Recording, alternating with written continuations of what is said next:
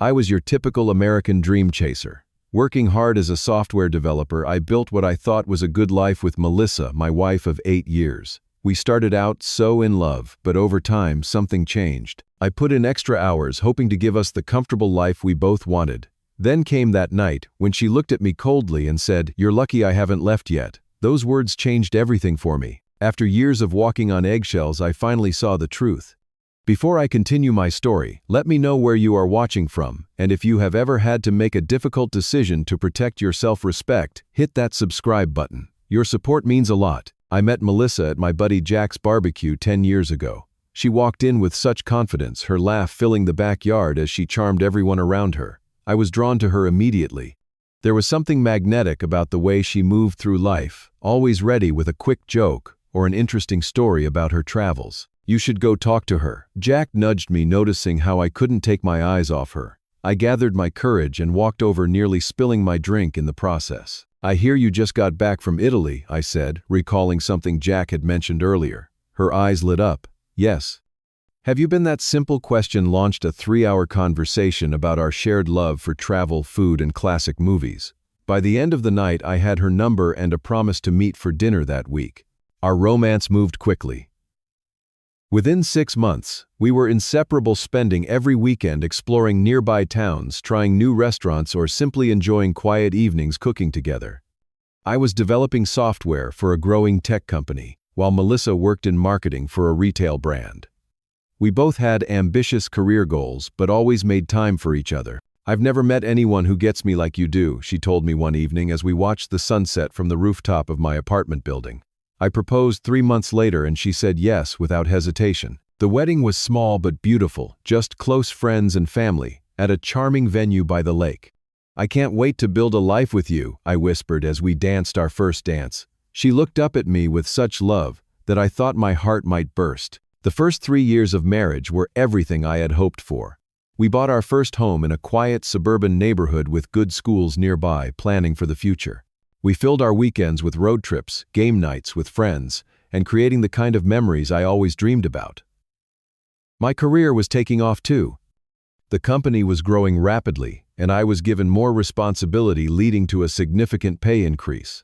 Melissa seemed proud of my success, often bragging to her friends about my accomplishments. "My husband just landed a major client," she would say, her arm linked through mine at social gatherings.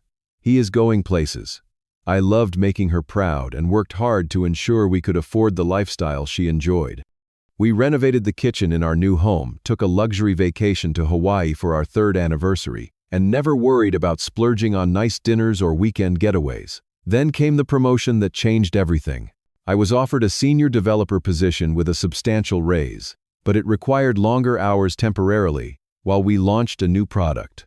I discussed it thoroughly with Melissa before accepting. "This means a lot more money," I explained, "but I might need to work late for a few months during the initial phase." "Take it," she encouraged. "We can handle a few busy months for a better future." But as weeks of late nights turned into months, I noticed a shift in her attitude. What started as occasional sighs of disappointment when I called to say I would be home late gradually evolved into cold shoulders and biting remarks. "Must be nice to have an excuse to avoid coming home," she said one night when I called to tell her about an emergency server issue. "It is not like that," I tried to explain. "The launch is in 2 weeks, and then things will calm down." But even after my hours normalized, her criticism continued. She complained about the smallest things, from how I loaded the dishwasher to the way I folded laundry. Nothing I did seemed right anymore. I tried to rekindle our connection, planning surprise date nights and buying thoughtful gifts. I booked a weekend at the bed and breakfast where we had spent our first anniversary, hoping to reconnect. "You think a weekend away fixes months of neglect?" she asked, though she did go along with the trip. We had moments of the old magic, but I could feel her building a wall between us. The power dynamics in our relationship were shifting too. Despite my role as the primary earner, Melissa began taking control of our finances, questioning every purchase I made while spending freely herself. "Do you really need another tech gadget?" she would ask if I wanted to buy something, while coming home with expensive new clothes or decor without discussion. She also began criticizing my friendships. My best friend Tom, who I had known since college, became a particular target of her disapproval. "He is so immature," she would say after he left our home. "I do not know why you waste time with him." One by one, I started seeing less of my friends, finding it easier to avoid the conflict that inevitably followed their visits. Even my relationship with my parents became strained, as Melissa would complain for days after their visits, picking apart everything they said or did. The silent treatment became her preferred weapon. After any disagreement, no matter how minor, she would refuse to speak to me for days. I found myself constantly apologizing for things I was not even sure were wrong, just to restore peace in our home. "I am sorry if I upset you" became my daily mantra, even when I could not identify what I had done wrong. I began walking on eggshells, carefully measuring every word, every action, trying to predict what might trigger her displeasure. The mental toll was exhausting. I stopped sharing my thoughts freely, afraid of saying the wrong thing.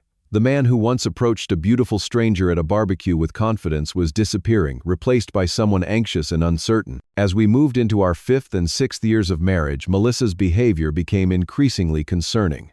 While criticizing me for working too much, she developed expensive tastes that required my income to support.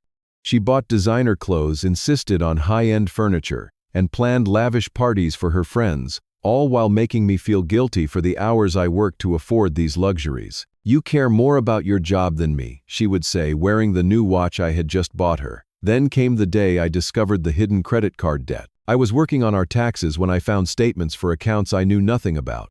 Melissa had racked up nearly $20,000 in secret debt. "Why would you hide this from me?" I asked, shocked, not just by the amount but by the deception. "Because you would just lecture me about budgeting," she shot back defensively. "Besides, you make plenty of money. We can pay it off." Her social circle had changed too. The new friends she surrounded herself with seemed to encourage her behavior. Women who competed over who had the most expensive handbag or whose husband bought them the nicest gift. Ashley's husband surprised her with a new car for her birthday, she mentioned casually one evening. "It must be nice to be appreciated like that." The comparison game became constant. No matter what I did, it was never as good as what her friends' husbands supposedly did. If I worked late, I did not care about our marriage. If her friend's husband worked late, he was ambitious and providing for his family. I suggested marriage counseling, hoping a professional could help us communicate better. "We do not need someone else in our business," she dismissed immediately. "The problem is simple. You need to be more attentive and generous." The gaslighting became so frequent, I started doubting my own memories and perceptions. If I recalled a conversation differently than Melissa did, she would insist I was remembering things wrong. I never said that, she would claim about words I had heard clearly just days before. "You are too sensitive," she would say when I expressed hurt at her cutting remarks. "You are imagining problems," she would insist when I tried to address issues in our relationship. Arguments became impossible to navigate because Melissa would twist my words, until somehow every disagreement ended with me apologizing even when it began with her behavior. She had a talent for turning situations around so completely that I would end up feeling like the villain when I had started the conversation as the injured party. The public humiliation was perhaps the most painful aspect. At dinner with friends or family gatherings, Melissa would make snide remarks about me disguised as jokes. "Byron would help with dinner, but he can barely microwave leftovers without creating a disaster," she would say, laughing while our friends looked uncomfortable. If I expressed hurt later, she would accuse me of having no sense of humor. Threats to leave became her go-to tactic whenever she did not get her way. "Maybe I should just go stay with my sister for a while," she would say over minor disagreements, knowing it triggered my fear of abandonment. The constant emotional manipulation took its toll. I developed anxiety, started having trouble sleeping, and lost confidence in myself and my decisions. The man who had once led major projects at work now questioned his every move at home. Things reached a breaking point when another major project landed on my desk at work. The company was launching a revolutionary new software platform, and I was asked to lead the development team. It meant 2 months of intense work, including some weekends, but also a significant bonus and potential promotion. Despite my exhaustion, I still tried to make time for Melissa. I would come home after 14-hour days and ask about her day, suggest watching a movie together, or offer to order from her favorite restaurant. Her response was increasingly cold. "Do whatever you want," she would say, barely looking up from her phone. "I have made other plans anyway." Those other plans became more frequent and mysterious. She would dress up and leave the house without telling me where she was going or who she would be with. She became secretive about her phone, taking it with her even for short trips to the bathroom and changing her password, which she had always shared with me before. One night, while Melissa was showering, her phone lit up with a message on the nightstand. I had never been the type to snoop, but the name Ryan, with a heart emoji, caught my eye. I picked up the phone, but it was locked. When I asked her casually who Ryan was, her defensive reaction set off alarm bells. "He is just someone from work," she snapped. "Why are you checking my phone? Do not. You trust me." The irony of her questioning my trust while behaving suspiciously was not lost on me, but by this point I was too worn down to fight. Still, the seed of doubt was planted. Was I being paranoid, or was something really happening? I spent many late nights questioning everything about our marriage. Was this normal? Was I the problem? I had become so isolated that I had few people to talk to about my concerns. A chance meeting changed that. I ran into Dave, a friend from college I had lost touch with, after Melissa said she found him obnoxious. We caught up over lunch, and something about the distance made it easier to open up. "That does not sound healthy, man," Dave said after I shared some of what was happening. "The way you describe walking on eggshells around her, that is not a partnership." His outside perspective was like a splash of cold water. He suggested some reading on healthy relationships, and what I found shocked me.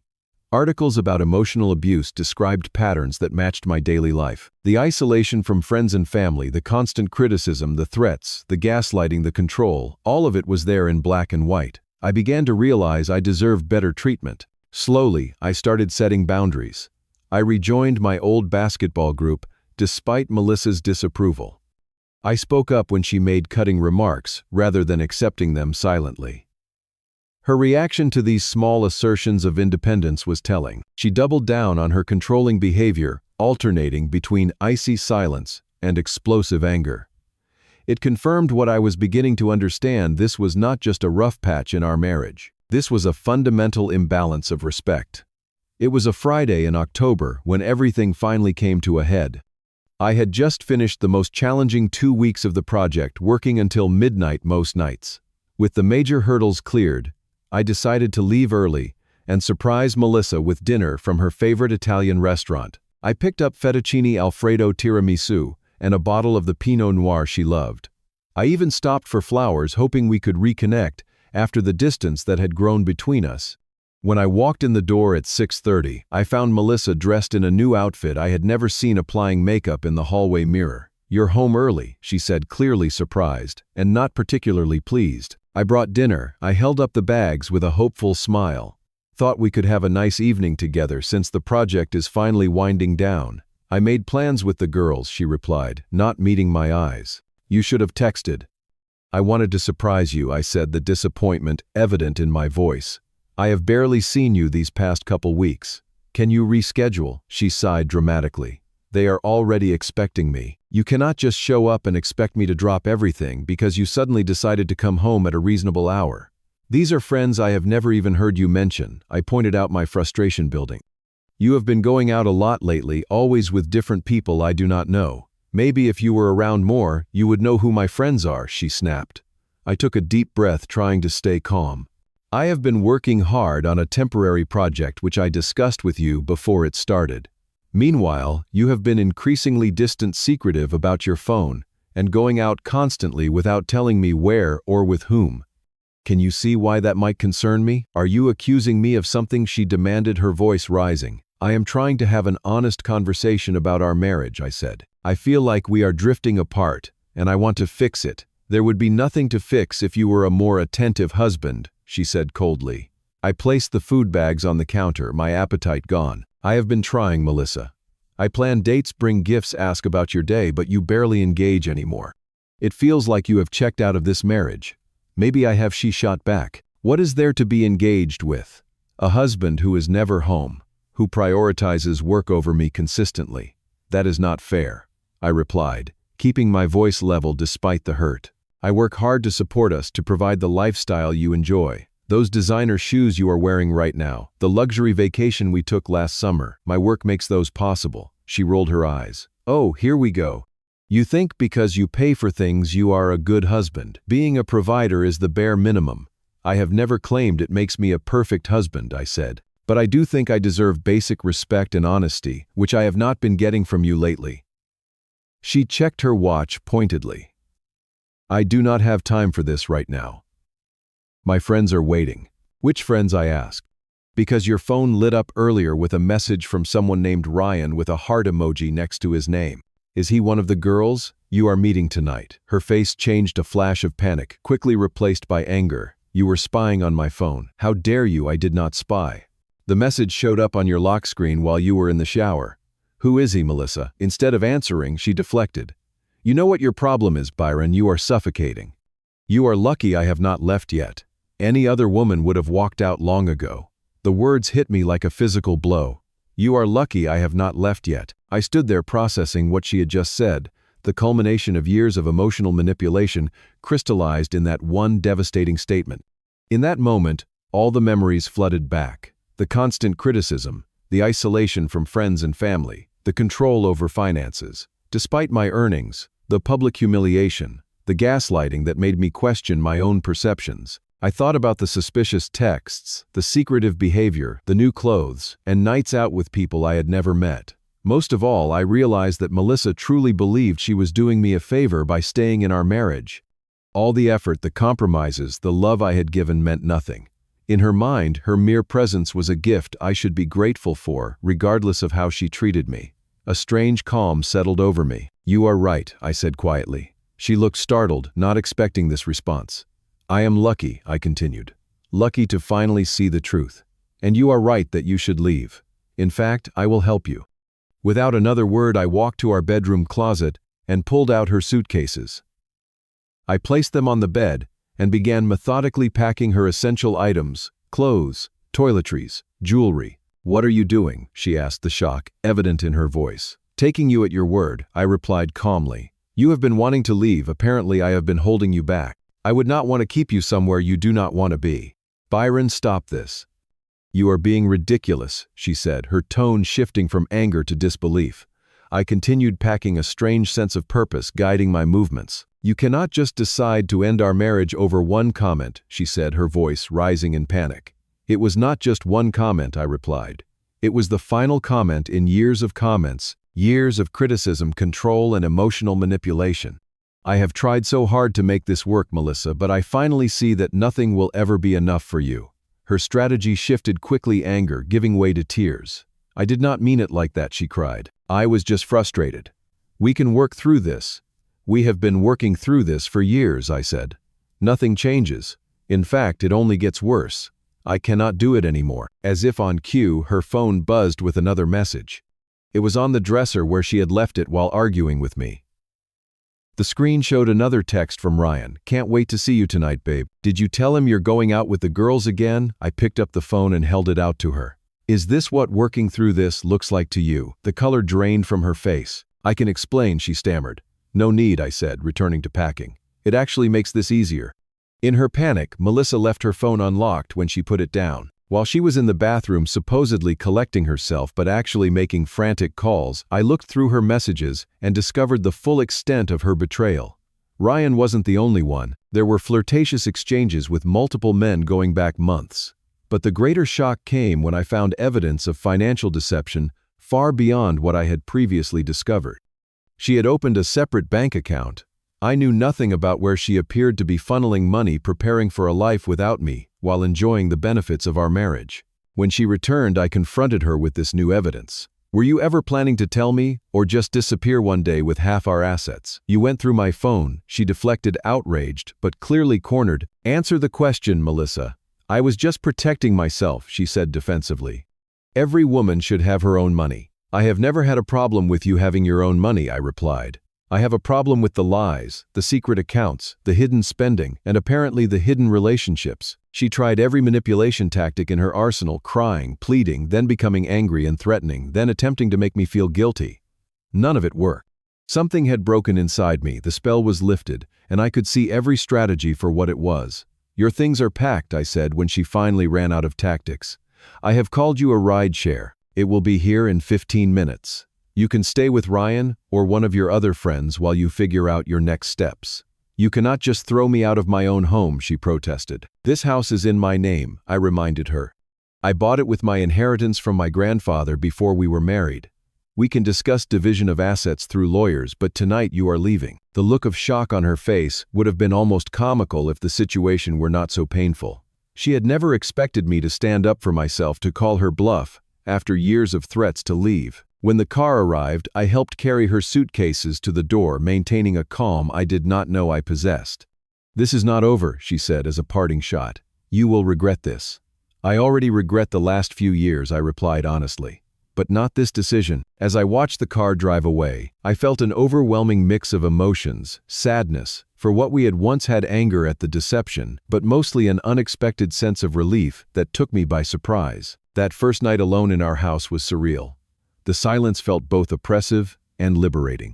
I moved through the rooms, noticing how the energy had changed with Melissa's departure. I should have felt devastated, and part of me was, but another part, a stronger part, felt like I could finally breathe again. I slept better that night than I had in years, without the constant anxiety of wondering what mood Melissa would be and what I might do wrong or what criticism awaited me in the morning. The social fallout began immediately. Melissa launched a campaign to control the narrative, telling friends and family that I had thrown her out without warning, that I was controlling and abusive, that she had been miserable for years. Some people believed her without question, people I had thought knew me better. "How could you do this to her?" her friend Amanda texted me the next day. "She is devastated." I chose not to engage in the drama. I did not post about our separation on social media, or try to defend myself to mutual acquaintances. Instead, I focused on moving forward one day at a time. What surprised me were the people who reached out in support, people who had witnessed Melissa's behavior over the years and recognized the truth. "I have been worried about you," my old friend Tom said when he called after hearing the news. "She isolated you from everyone who cared about you. That is not what love looks like." My parents, whom I had barely seen in the past year, because Melissa always found a reason to cancel visits, drove 6 hours to stay with me for a few days. "We have missed you, son," my dad said, simply embracing me in a bear hug that nearly broke my composure. In the weeks that followed, I began rebuilding my life piece by piece. I found a therapist who specialized in emotional abuse and started weekly sessions that helped me understand the patterns I had been caught in. "What you experienced was a systematic dismantling of your self-esteem," Dr. Marshall explained.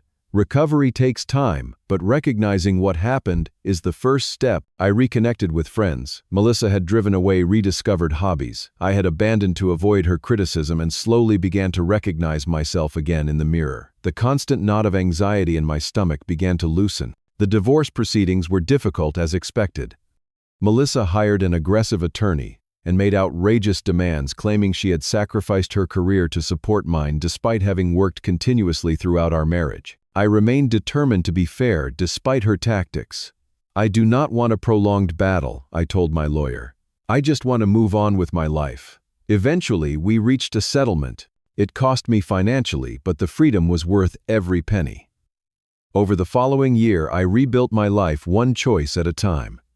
I established clear boundaries in all my relationships, personal and professional. I recognized red flags I had missed before, not just with Melissa, but in other areas of my life where I had allowed people to take advantage of my generous nature. I advanced in my career, taking on leadership roles I might have hesitated to pursue before, when criticism at home had undermined my confidence at work. Without the constant emotional drain of my marriage, I found new energy and creativity. New friendships entered my life, relationships based on mutual respect rather than control or obligation. I learned to value people who celebrated my successes rather than diminishing them, who communicated honestly rather than manipulatively. Most importantly, I rediscovered joy in simple things: a weekend hiking trip with friends, a phone call with my sister, cooking a complicated recipe just for the pleasure of it, reading late into the night without worrying about someone becoming resentful of my attention being elsewhere. Looking back now, I realize that Melissa saying "you are lucky I have not left yet" was actually a gift. It was the moment of clarity I needed to recognize my own worth and to understand that love should never diminish you. Real love expands your world, it does not contract it. Real love builds you up, it does not tear you down. Real love respects boundaries, it does not trample them. The most valuable lesson I learned is that self-respect must come before trying to save a relationship that diminishes you. By standing up for myself, I discovered a strength I did not know I possessed. I do not know what the future holds for me romantically, and for now that is okay. I am enjoying the peace that comes from being true to myself, rather than constantly trying to please someone who could never be satisfied. I am learning to trust my instincts again, to believe in my perceptions, to honor my own needs and feelings. There is a quote I keep on my desk now: "Sometimes walking away is the only option that restores your peace." Those words remind me daily that my decision, though painful, led to healing. Have you ever had to make a difficult choice to protect your self-worth? I would love to hear your stories in the comments below. If this story resonated with you, please hit the like button and consider subscribing. Sharing these experiences helps others who might be going through similar situations realize they are not alone. Thank you for listening, and remember, you deserve to be with someone who sees being with you as the privilege it truly is.